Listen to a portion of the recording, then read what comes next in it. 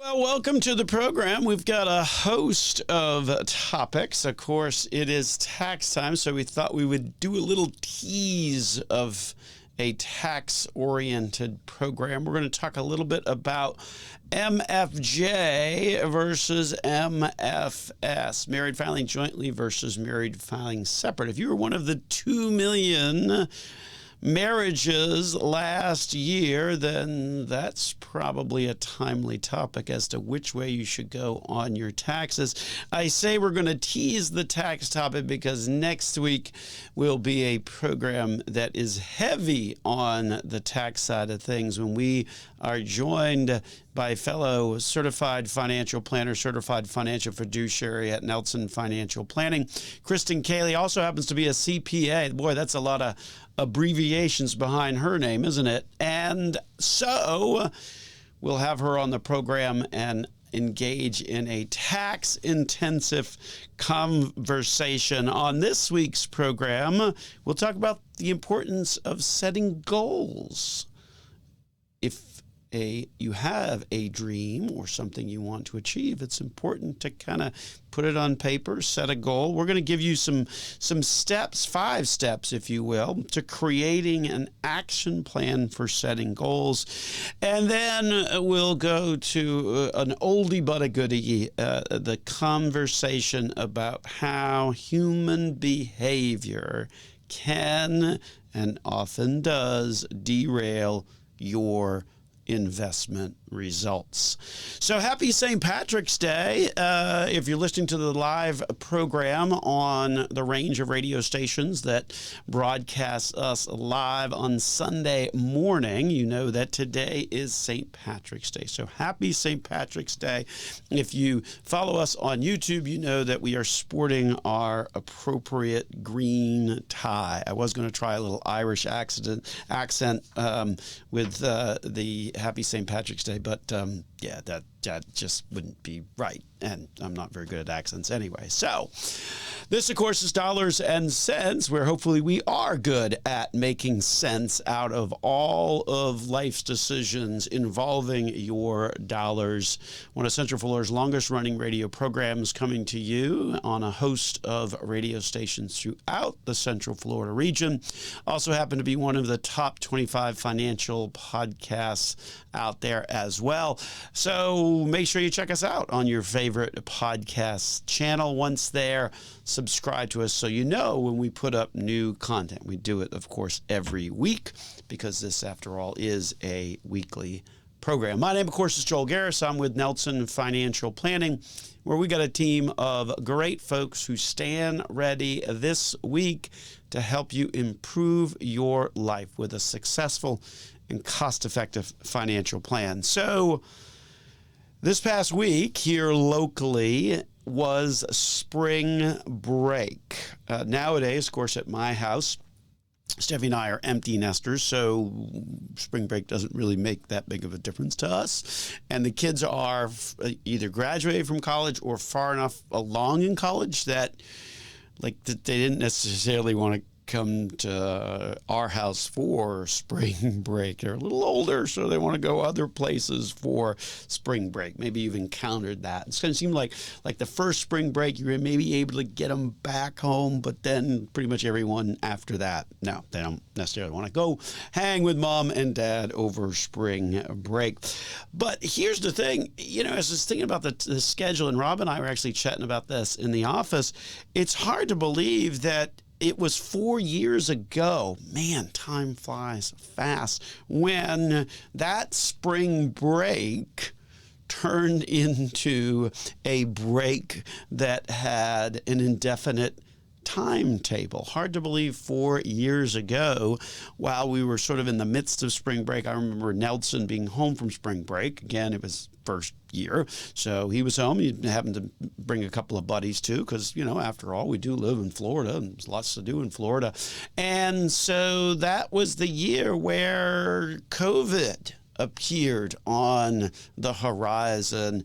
And if you remember, everything just basically shut down. Nelson had to like run up to Auburn where he was in college, pull out all of his stuff from the dorm room, throw it in his car, and he had like a window of like 2 hours on some random day where he had to go and get his stuff out of his dorm. And so you think back to that, my goodness, hard to believe that that was 4 years ago. Just such a crazy, crazy time. So we're thinking about that, especially with kind of the coincide of spring break and sort of that 4-year anniversary of kind of the world shutting down as a result of COVID. And then I stumbled across something that was kind of even crazier, right? And here's this survey that we saw this past week. It was a survey done by the TIAA Institute. If you know them, they're a large investment manager. TIACREF is kind of how they're known these days. And what the survey found is that 1 in 4 Americans have no clue where their retirement account balances stand. Let me say that statistic one more time because it is as crazy as all of that COVID mess from 4 years ago. 1 in 4 Americans have no clue where their retirement account balances stand.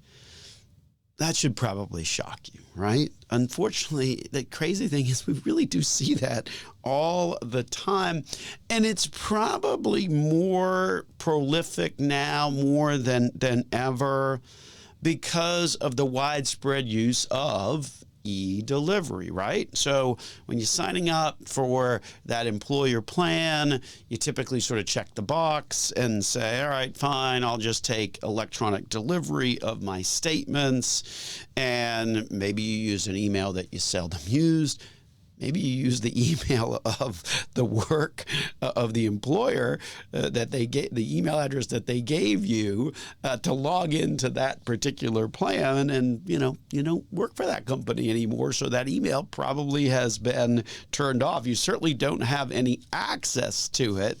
That's for sure. So when I saw it, I was like, that's crazy. But the more I thought about it, and the more I thought about kind of the things that we see when we're visiting with folks each and every day, we do encounter that a lot. And I think that's one of the things that people have to be careful about is e-delivery so pervasive, so widespread, but it requires you to check the email. It requires you to use an email address that maybe you actually look at. And then, assuming you can find that email from your retirement account or your employer-provided plan somewhere in probably the hundreds of emails that you get, if you're like most folks, kind of getting buried in emails these days, to be able to know where that stands. That's why I'm still a fan after all these years of paper statements. You get something, you got to open it, you got to touch it, you got to see it with the mail rather than kind of the emails. Another point on kind of those old employer plans is our advice is generally to roll them over, right? Either to your current employer plan at your next job, or maybe even a standalone retirement account like an IRA. And the reason for that is, well, the obvious, right? It helps to prevent you from becoming part of the 25% of Americans who have no clue where their retirement account balances stand. I guess between the two, the employer plans often are very heavy on those cookie cutter target date funds. And if you're a regular listener to the program, we don't really like those options versus an individual retirement account, an IRA, where typically you can take your employer plan, roll it over on a tax-free basis and or trustee transfer. And ultimately then you get sort of the full range of options. But bottom line, folks, know where you stand, particularly when it comes to your retirement account balance. So crucial to know where you stand, right? That's the first step in developing a successful financial plan, is knowing where you stand right now in order to plan for the future. With that, we're going to wrap it up and take a break from this segment. We will continue the conversation after these messages here on Dollars and Cents with Joel Garris of Nelson Financial Planning. Well, last week we talked about some of the reasons why to sort of be optimistic, why the market is doing as well as it is, some of the reasons out there to kind of be a little bit more optimistic against, let's face it, just a massive amount of headlines that are coming at us every day. It seems like there's conflict in every single corner of the world these days. It's obviously a presidential election year. And so against that backdrop, we thought it would be good last week on the program to sort of talk about some of the things that sort of explain maybe why the markets have done as well as they have of late, but also some reasons for optimism. And we're not going to repeat everything that we said, of course, last week on the program. But if, of course, you want to listen to that program, well, then go to our website, nelsonfinancialplanning.com. There you'll find links to all of the various social media and podcast platforms and YouTube and all that kind of stuff where you can see what we said last week on the program in terms of some of those reasons for optimism. A couple just off the top of my head, we're had to deal with sort of where we are economically, right? GDP growth at 3%, wage growth year over year at like 4.5%. Let's not also forget about this artificial intelligence stuff and the role that is having, not to create cyborgs that are going to take over the world, although maybe it is, but the reality is that it also is improving productivity. And that's the thing that allows companies and businesses to sort of stay ahead of inflation, is if you're more productive with what you got in terms of the number of employees, then you can certainly offset that inflation. But here's the stat that I wanted to share with you on the program this week that really helps to kind of put that into perspective. And it was a stat we saw this week that I was like, man, that just really goes hand in hand with kind of what we were talking about last week on the program, and really helps to underscore just how strong the markets have been over the course of the past few months. So here's the statistic. We're going to give it to you, and then we're going to break it down. So the stat is this: the S&P 500 posted weekly gains in 16 out of 18 weeks from the last week of October to the beginning of March. So from October of 2023 to the beginning of this month of March, there was an 18-week period of time. 16 of those 18 weeks, the S&P 500, which is a measure of probably the broadest performance of corporate America. 500 large companies typically make up the S&P 500. So here's some historical perspective. Okay, so 16 out of 18, 16 W's versus 2 losses, if you will, a 16-2 record for that 18-week span. The last time, and this was the piece that kind of really surprised me, the last time the S&P 500 posted gains in 16 out of an 18-week period of time was actually more than 50 years ago, in early 1971. Isn't that interesting? Against all the backdrop, all the headlines, all the conflicts on every corner of the world, and throw in that fun-filled presidential election that we've all got to look forward to as the year progresses. A streak 16 weeks up out of an 18-week period of time. Have not seen it in over 50 years, since 1971. Kind of amazing, right? Sort of underscores the notion of really how hard it is to predict the market, right? And kind of when you think something's going to happen because of A, B, C, D, and E, might not.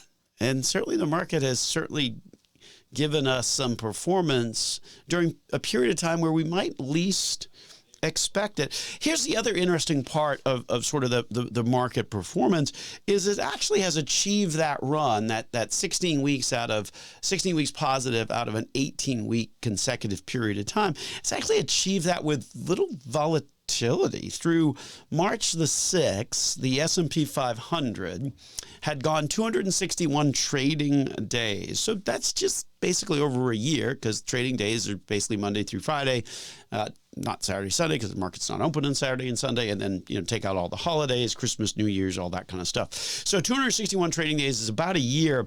It had gone, as of March the 6th, it had gone 261 trading days without experiencing a one-day decline of 2% or more. Remember, you measure volatility by that internal up and down in the market on any given day. So the 2% threshold in terms of that percentage of decline is generally thought of, okay, if it's more than 2% on a particular day, well, then, yeah, that's, more volatility. But to have that streak for nearly, for just over a year where you haven't even seen that, it's interesting because then the market is achieving these results without a lot of volatility, without a lot of choppiness. To put that streak of almost that over 1 year without the S&P 500 having a one-day decline of 2% or more, that's actually the fifth longest streak since 1990. So basically over the course of the past 25 years. So we're seeing the markets kind of performing without a lot of volatility. So interesting dynamic that, are you missing that? I mean, you might very well be missing that because if you are, then you're ultimately undercutting your investment performance. Why? Well, probably the single biggest reason of why you can undercut your investment performance against that backdrop is human behavior. Human behavior comes into the mix.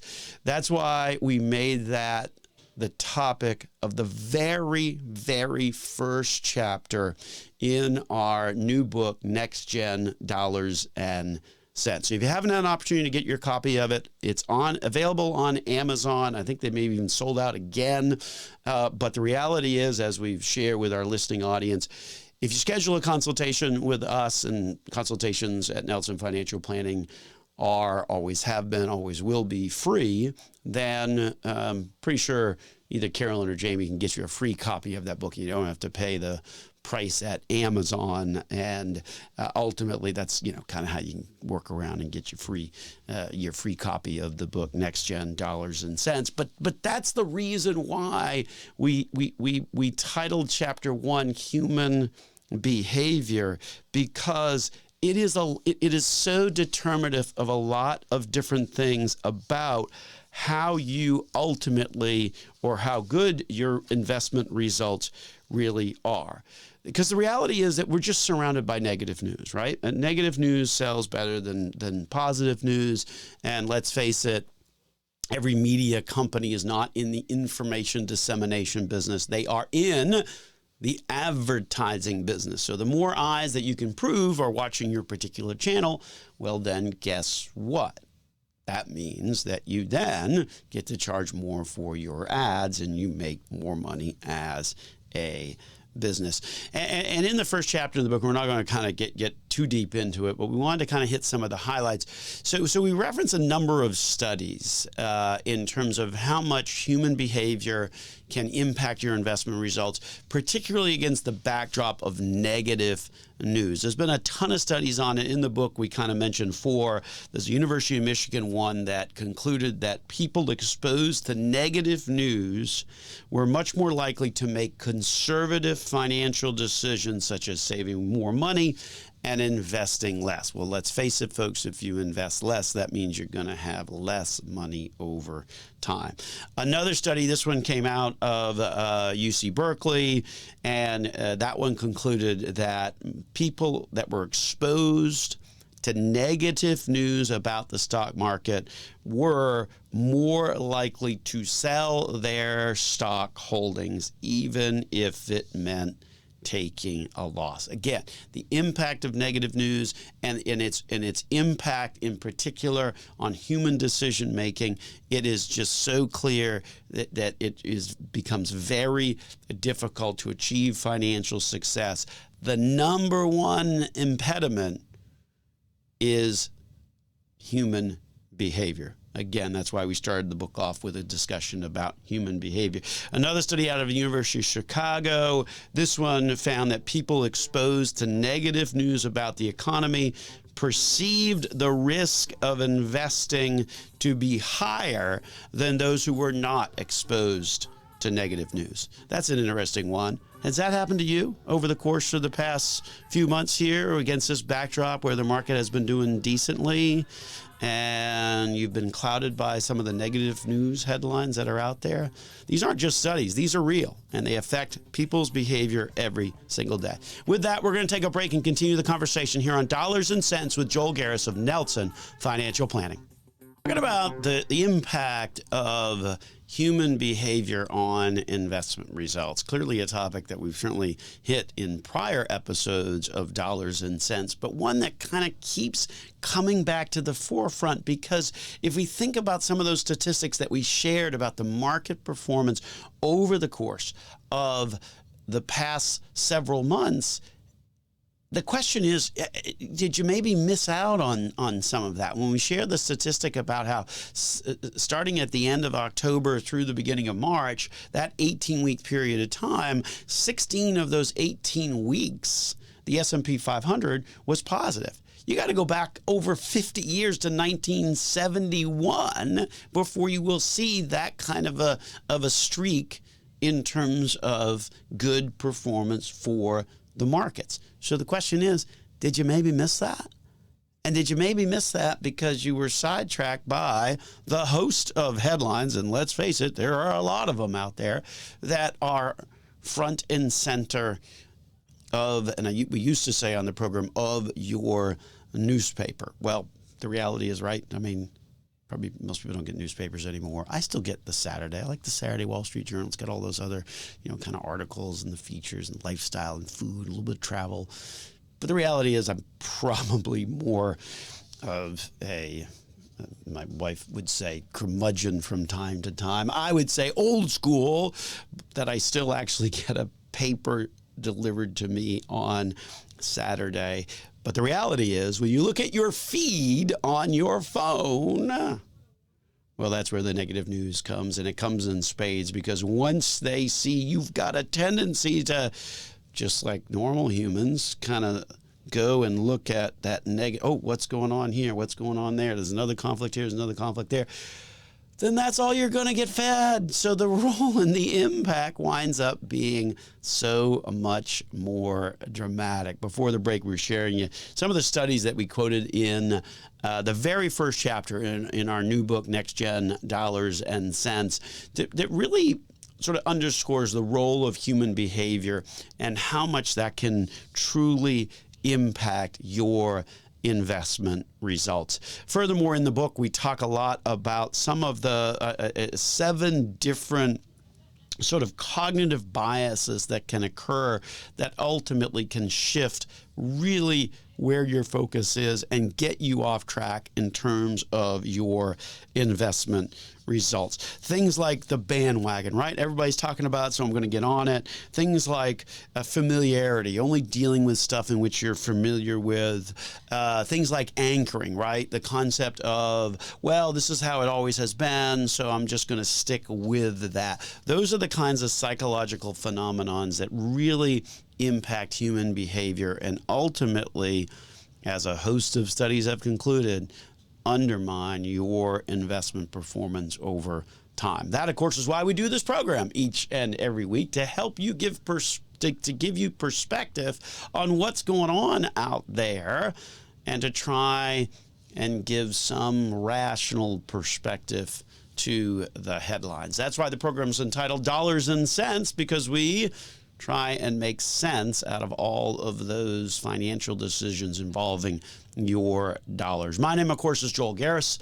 I'm a certified financial planner, certified financial fiduciary at Nelson Financial Planning, where we got a team of great people, all of whom are certified financial fiduciaries. They stand ready this week to help you improve your life with a successful and cost-effective financial plan. So give us a call at the office at 407-629-6477 or visit our website at Nelson Financial Planning to schedule that absolutely free conversation. And when you do that, well, then you can get around the $14.99 charge that Amazon has on our book, Next Gen Dollars and Cents, because we're pretty good about giving you a nice complimentary copy when you come in, and also coffee as well. We got pretty good coffee at the office too. So coffee, writing a book. That's a perfect combination.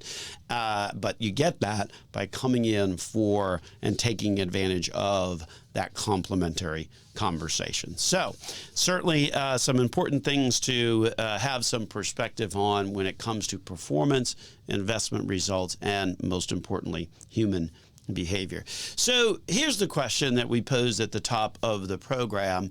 Did you get married last year? Well, if you did, let me add in my congratulations as well. According to a search of the internet, so it must be accurate, as I was stepping into the booth this morning, there was 2 million marriages in the United States last year. Perhaps one of those was yours, and you might be curious as to the impact on your taxes. And really the question boils down to, should you file MFJ or should you file MFS? Now, if you're a CPA or a tax preparer, you know what those letters mean. If not, well, then we're going to explain them to you. MFJ, married filing jointly. That means both of you combine into one single tax return on the Form 1040. MFS, married filing separate. That means each of you maintains your own separate tax return Form 1040. That's the difference between those two types of filing. Now, whether you got married on January 1 or whether you got married on December 31, for the purposes of determining whether you can file a joint return as a married couple or not, it is effectively your status as of the end of the year. So if you're married January 1, fine, you're married the whole year anyway. If you're married December 31, okay, well, that still counts because you were married at the end of the year. Now, part of the confusion on which route to go stems from what used to be sort of what was described as a marriage penalty years ago, but that has been eliminated. Here's sort of how it works. So if you look at the single brackets, let's say that 0 to 50,000, it was taxed at 10%, 50,000 to 100,000, it was taxed at 20%. Those aren't obviously the real brackets, but just stay with me. If you looked at the impact of the marriage penalty, right? So you would say, well, if I file a joint return, then I should just be able to double those income brackets. So instead of 0 to 50, I get 10%, then it's 0 to 100, I get 10% tax rate. And that wasn't the case. It was just a little off. It was like if you was single and it was 0 to 50 and it was taxed at 10%, then it might have been like 0 to 90 and that was taxed at 10%, but then 90 and above went to 20%. So you can see where it didn't exactly double those single tax brackets when you went to those married tax brackets. And so for years that was referred to as the marriage tax penalty, as there was just that little gap in terms of how the brackets translated if you looked at single versus married. That's all been effectively eliminated. So there's not that sort of marriage tax penalty anymore because there's not that gap in those differential rates. And so usually how it plays out is there's not a whole lot of difference. Usually married filing joint works but as with anything, we encourage you to run the numbers. You know, I was looking at someone's tax return this past week. They had just got married and trying to figure out, okay, well, is married filing separate a possibility? And the reality is it really wasn't. It was a pretty big gap in terms of what the results were. Now, did it mean that maybe one spouse had to maybe give the other one a little bit of money because the overall result improved, but it improved largely because of one individual's tax picture versus the others? Those are the kinds of analysis that you can certainly run and run easily. You should be doing your taxes using some kind of software, and if it's software driven, then guess what? You can easily flip back and forth, joint return, separate return, and kind of look at those numbers. Why do we say do your tax return with a piece of software? Well, a couple of reasons. Number one, software kind of does all those internal calculations, and there's a lot of calculations that go into a tax return. And then number two, the IRS really speeds up the processing when it is electronic return versus a paper return. There are certainly some instances where you might want to consider married filing separate. If one individual had a high medical, there's a threshold you have to get above. If you've got certain itemized deductions, one has big student loans, or you want separate liability, although I'm not sure I start a marriage off with that lack of trust. But anyway, married filing separate does come as separate tax liability. So those are the things to consider if you got married last year in terms of the different options you've got out there for filing. With that, we're going to take a break here on Dollars and Cents with Joel Garris of Nelson Financial Planning. On this segment of the program, we thought we'd talk a little bit about the importance of goal setting. And in particular, we're going to give you 5 steps to really kind of create a plan of action to help you set those goals. Because let's face it, if you have a dream, setting goals is one way to increase the likelihood that that dream is going to become a reality, right? Putting it on paper clarifies the direction that you want to go in. It's the same thing in business, right? Most businesses have set goals. I know at Nelson Financial Planning, we set goals and objectives based upon a 1, a 3, and even a 10-year basis. And so it's certainly, you can find those goals help to prioritize things for you and ultimately track progress as well. So a lot of good positives that come as a result of goal setting and setting financial goals. And so we're going to talk about that more in this segment of the program here on Dollars and Cents, where we help you make sense out of all of life's decision involving your dollars. We're one of Central Florida's longest running radio programs, coming to you on a host of stations throughout the Central Florida region. My name, of course, is Joel Garris. I'm a certified financial planner, certified financial fiduciary at Nelson Financial Planning, where we got a team of great people who also happen to be certified financial fiduciaries as well. They stand ready to help you improve your life with a successful and cost-effective financial plan. If you're interested in hearing the program or catching past episodes of the program, of course, you can find us on your favorite podcast channel or go to our website, Nelson Financial Planning, to get directly connected to those channels. Once there, make sure you subscribe, and then that way you'll get notified immediately when we upload new content each and every week. So identifying and prioritizing goals is really about developing a vision and sort of that first step towards achieving financial well-being and achieving your dreams. So it starts off by sort of identifying what do you want to ultimately accomplish, right? So what are your short-term financial goals? What are your long-term financial goals? How much money do you need to achieve them?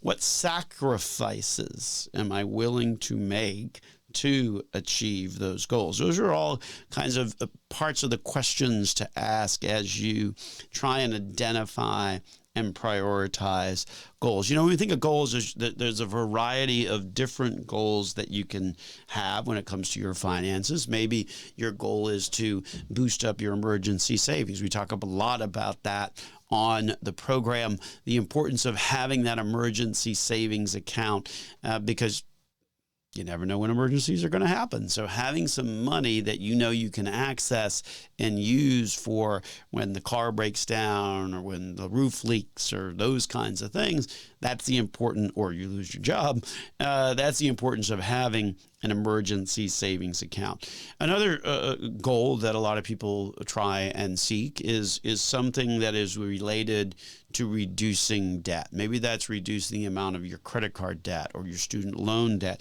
Maybe it's making sure that you ultimately get your mortgage paid off before you retire. A lot of ways in which debt reduction works very positively for your overall financial picture. Also helps with your credit score as well, right? The less debt you have out there, the more likely your credit score is going to go up. Another popular financial goal, of course, is to save for retirement, right? I mean, to try and accumulate money so that at some point you don't have to work if you don't want to. And so that goal of setting and saving for retirement, obviously chief among that. And then for life's big purchases, whether that's a home, a boat, an RV, whatever the case may be, setting money aside is another kind of goal that you would be setting as it relates to trying to achieve that kind of financial success. So that gives you some perspective on goals and the types of goals, how to start identifying them, how to start prioritizing them, and some of the types of goals that most people generally have. But it's all fine and dandy if you set goals, but if there's no plan of action, then you've just got words on paper with little benefit to your future. And so it's important to really kind of take the next step, right? If you identify and prioritize your goals, you can figure out the types of goals that you want.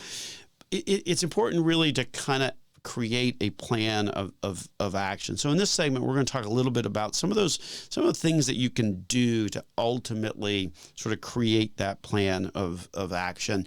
The first one is to make those goals specific and measurable, right? It's not enough to just kind of say, oh, I want to retire early. No, make it a goal where you say, I want to retire with X number of dollars in order to generate Y amount of income by age 65.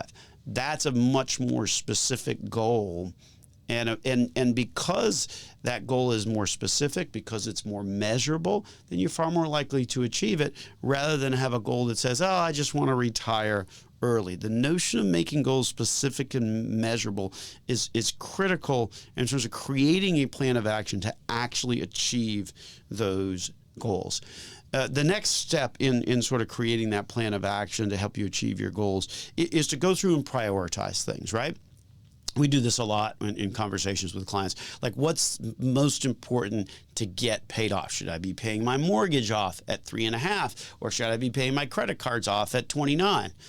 That's an extreme example. Hopefully the answer is self-evident. Prioritize the goal to pay off the credit card because that's costing a lot more interest than your mortgage. So you may have the goal of getting your mortgage paid off by the time you retire, but also getting your credit cards paid off. Which one should you make and do first? That ultimately goes back to prioritizing those goals and ultimately creating that plan of action. And then ultimately, if you're going to create a plan of action to help achieve goals, well, then the reality is that you might as well do a budget as well, because that's going to go hand in hand with ultimately really getting insight into your finances, how they ultimately play out, how much money's coming in, how much money's going out. Those are the kinds of things to really keep track of. And ultimately, that budget is a great way to look for ways to reshuffle money and finances around to ultimately achieve those goals. Just as we want your goals to be specific and measurable, well, then you should be monitoring your progress, right? Maybe that's every quarter or 6 months or year. Okay, if one of my goals is I'm going to retire with X amount of dollars to produce Y amount of income at age 65, where are you at 50? Where are you at 55? Are you making progress toward that, or are you falling behind? What can you do to make sure that you're going to achieve that goal? In order to achieve the goal, you got to be willing to monitor the progress towards that goal. So that's one of those things that ultimately you need to make sure that you are progressing accordingly. And then lastly, don't forget to celebrate your success, right? Achieving a goal and making progress towards a goal, it's hard work. Creating a budget, sticking to it, it's hard work. Don't forget to take the time to celebrate your success. We talk a lot more about this, of course, in our book, Next Gen Dollars and Cents, copies of which are available on Amazon for $14.99, or they can be yours for free if you schedule an absolutely free consultation with our office at Nelson Financial Planning. Why don't you pick up the phone at 407-629-6477 or visit our website, Nelson Financial Planning, to make that a reality for you this week. With that, we're going to wrap it on up and get on out of here. This has been Joel Garris of Nelson Financial Planning. You've been listening to Dollars and Cents.